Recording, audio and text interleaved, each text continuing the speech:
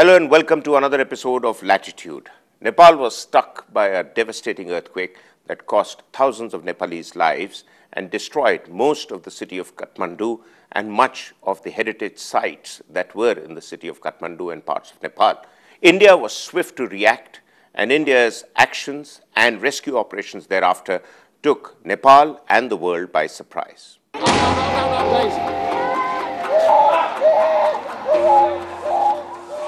The massive earthquake that swiftly turned much of Kathmandu into rubble felt 1,000 kilometers away in New Delhi by Prime Minister Modi and his team.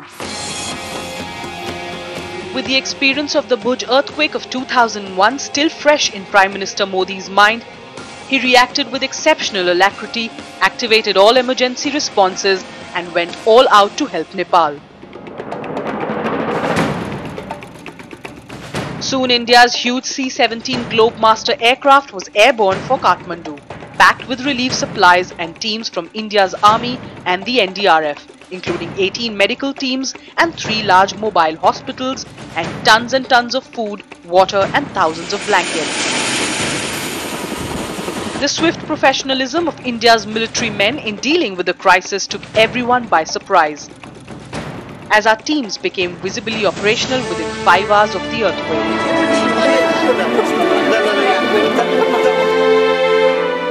As the death toll rose to thousands, promises of support in millions of dollars came in from across the world, as did specialized rescue teams, with all SAARC countries pitching in alongside India and Pakistan, soon choking the Kathmandu airport with packages and planes. Indian teams have drawn considerable praise for their professionalism and coming close on the heels of the swift evacuation of over 4,700 Indians from Yemen.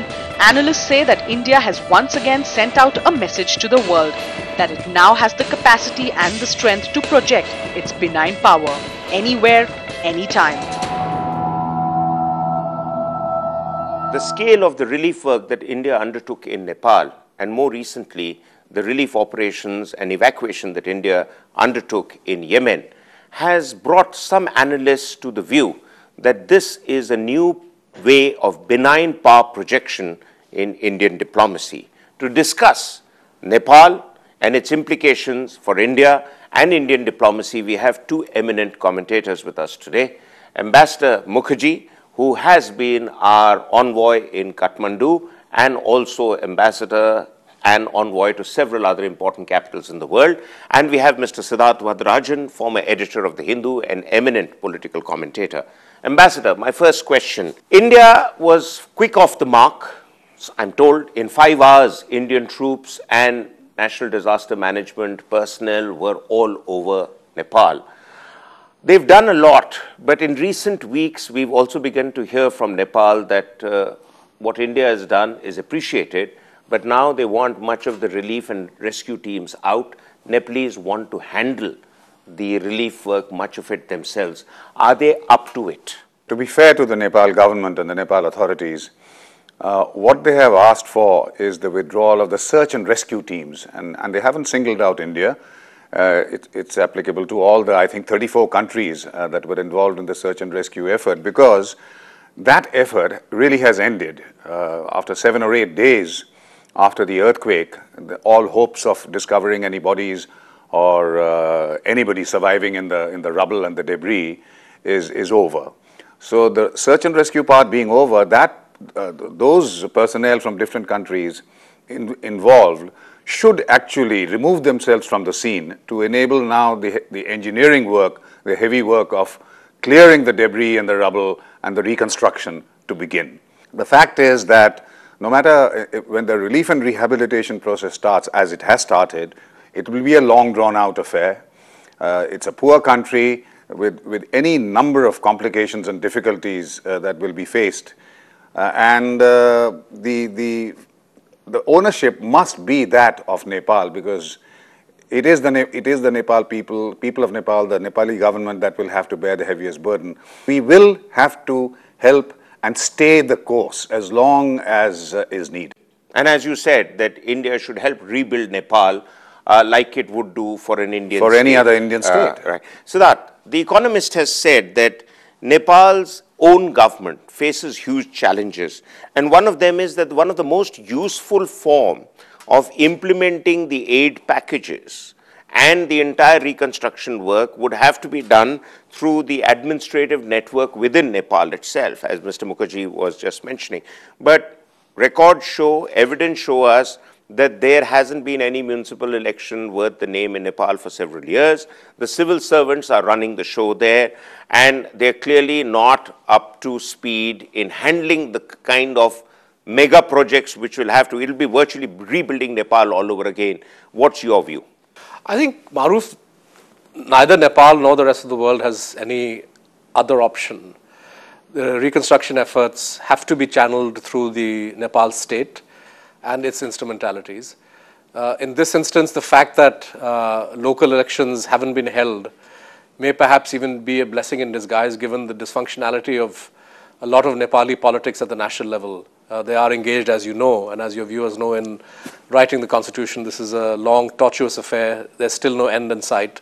And sooner or later, once the Nepalese parties come out of this crisis mode, they will have to go back to engaging with that issue. But I think implementation of rehabilitation and supervising reconstruction would have to be carried out by local government and civil servants under proper supervision of the central government, and with perhaps expert advice from international experts who can advise them on reconstruction techniques and so on. I think that's really the way to go.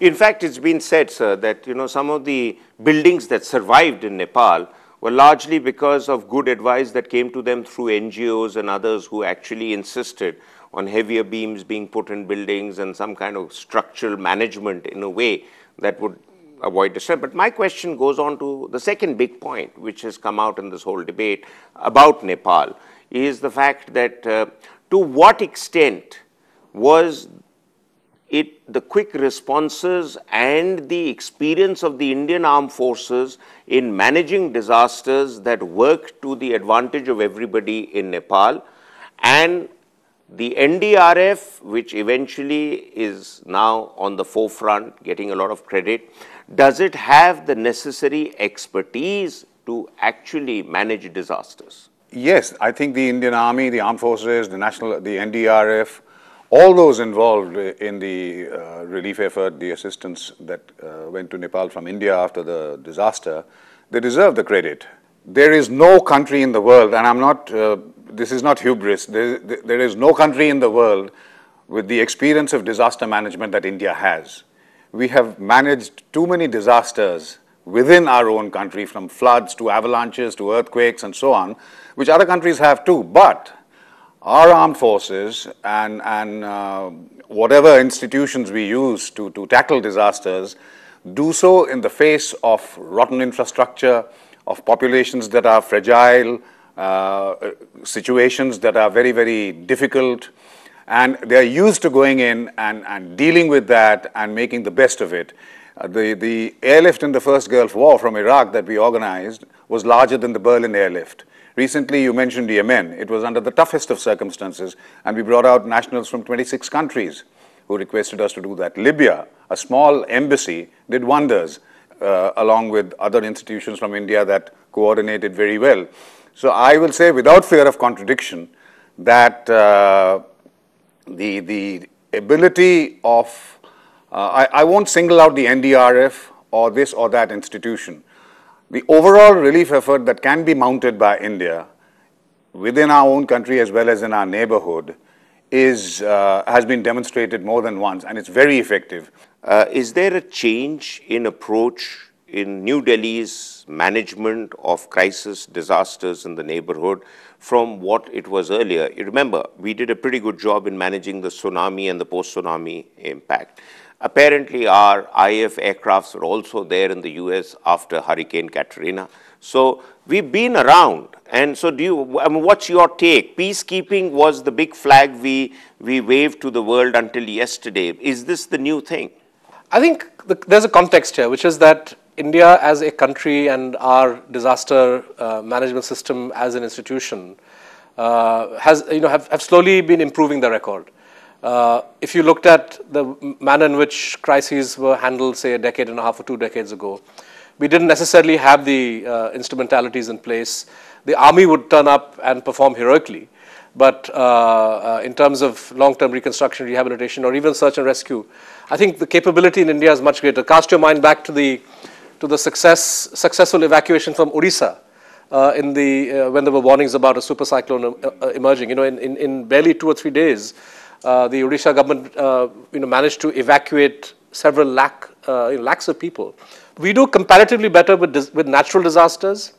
We do pretty badly when it comes to man-made disasters. I know we've responded well in Yemen or Libya, which are man-made wars, but in our own internal conflict situations, you have to look at the plight of internally displaced people in Assam or Chhattisgarh or Gujarat or even in Muzaffarnagar, where people, there's virtually no official relief or rehabilitation to speak of, simply because politics enters the equation and governments and parties don't get involved. But I think as a capability, I think the Indian capabilities and the fact that we can deploy this capability to help not just ourselves and our own people, but neighboring countries or even a wider region, the state, this role of India as a net security provider, I think is something which the region and the world by and large welcomes. And I think to that extent, it's a positive contribution to India's foreign policy as well. There is a very, very new approach that is emerging, at least for the Modi government, in trying to step up their footprint in diplomatic circles, not just in India and its neighborhood, but perhaps even further afield.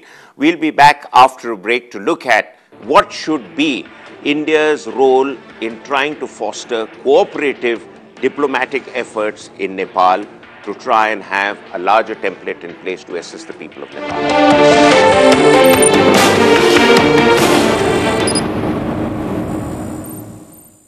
Ambassador Mukherjee, we were talking about how these initiatives, Nepal as the most recent case, but as Siddharth brought out in the past, we've been pretty active elsewhere in the world.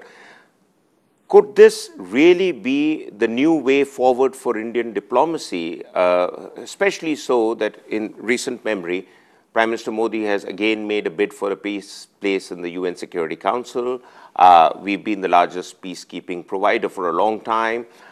We have the resources, we have the response capability. What next? Over the last few years, these events that both of us and you mentioned about India's very admirable response to very, very major disasters that have happened, not just in our country but outside, certainly reinforces our image as a country which has these kind of capabilities, and therefore buttresses our case for being present on whatever council, the Security Council or whatever platform that exists in the world where major nations sit and express their opinions and influence final results. Yes, but having said that, diplomatically, I don't think we can make this a kind of continuous diplomatic effort in the sense of reminding everybody that we are there, we are competent, and if you have a disaster, you can count on us. I think the way to go about it is probably the way we go about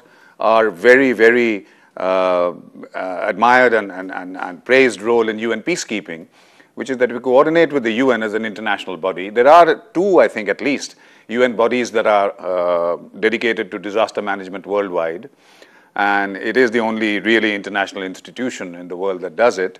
So engaging with them and making it clear that our capabilities are always available for whoever is in whichever country is in need is probably the only long-term way to go about it. India not only was first off the blocks, but the sheer scale of what India offered in Nepal, and while we are not in the business of just giving shabashi to ourselves, but was huge in comparison to even what China was willing to offer. China reached there 24 hours later.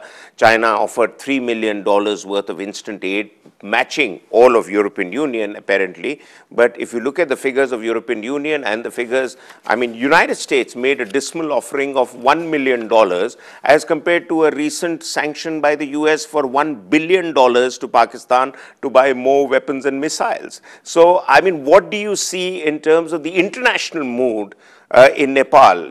It's very clear that what we provided in the first 24 hours or the first week or the first fortnight was the product of our geographical proximity, socio-cultural links, empathy that every Indian feels for Nepal, a bit of geopolitics and diplomacy also operating.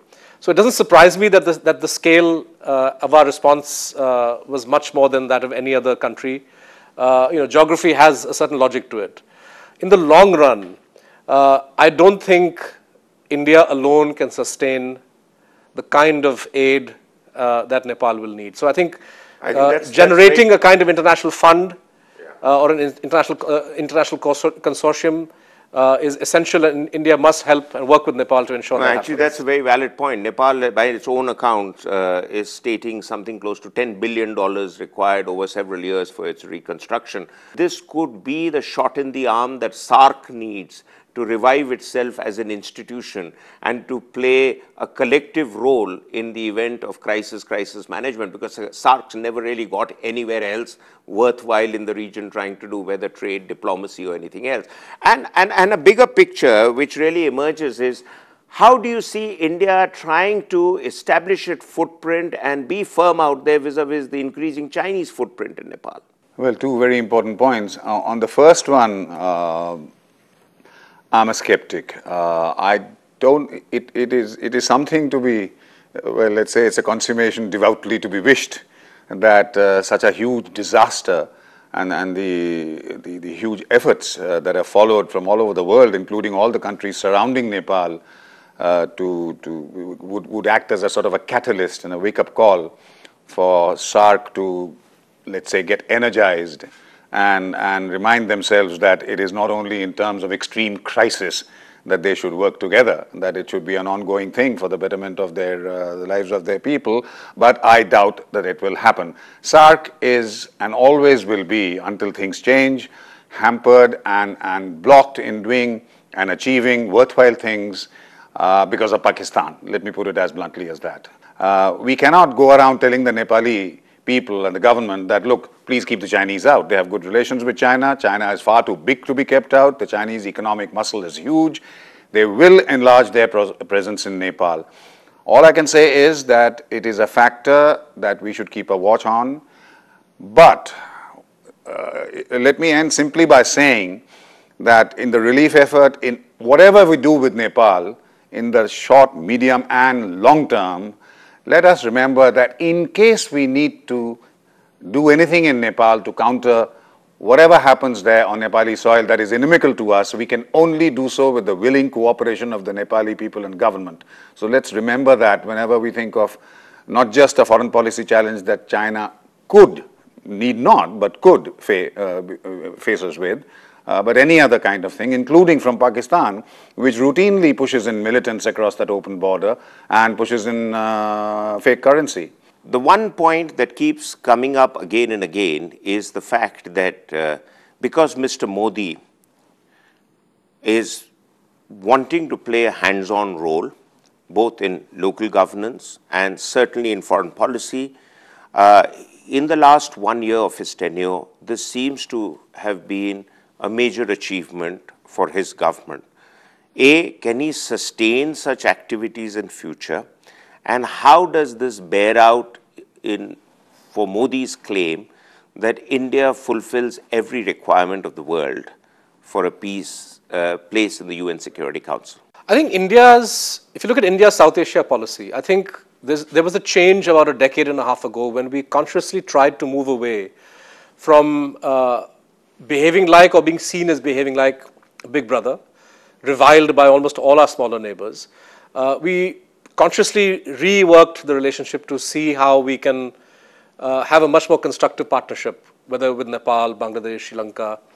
And I think Mr. Modi has been able to build on that momentum by adding something that was missing in Manmohan Singh's years, which was the personal touch. I think this element is something new and brings with it the promise of greater engagement and greater momentum. What we need to guard against, however, is being excessively celebratory, we need to pay attention to the messaging. We need to pay attention to the sensibilities and how Indian aid or a greater Indian role is perceived by our neighbors. And I think here I think some of the excessive, celebratory or jingoistic would be the wrong word, but I think the kind of gung-ho reporting, I think created an avoidable climate of negativity that does not help India, does not help the Modi government. And I think that kind of thing ought to be avoided. So the soft power works when it is unstated. The minute you try to define it and write about it and make it explicit, its utility withers away. Right. Lots of interesting points. All I can say in conclusion, I think the fact that has been brought out by both our experts today is that the entire reconstruction process in Nepal will work and work well only if the Nepalis are going to be in charge and we go through them to ensure the rightful implementation of all the aid that comes in the way of, comes towards Nepal. Most importantly, that though India has been reacting well to crisis situations world over, India is still not very well at managing disasters at home. India's change of approach in terms of how it deals with its neighbors is now going down very well, particularly in Mr. Modi's own personal involvement and his association and relationship with various countries in the region, which is being taken in very good spirit. One lesson that is emerging from Nepal is that India is now willing to react to crisis situations the world over and is willing to express itself in terms of benign relationship as against muscle flexing or money power. With that, we come to the end of this debate. Thank you very much, sir, and thank you very much, Mr. Varadarajan, for very, very enlightening discussion. We'll be back next week with another episode of Latitude. Until then, goodbye.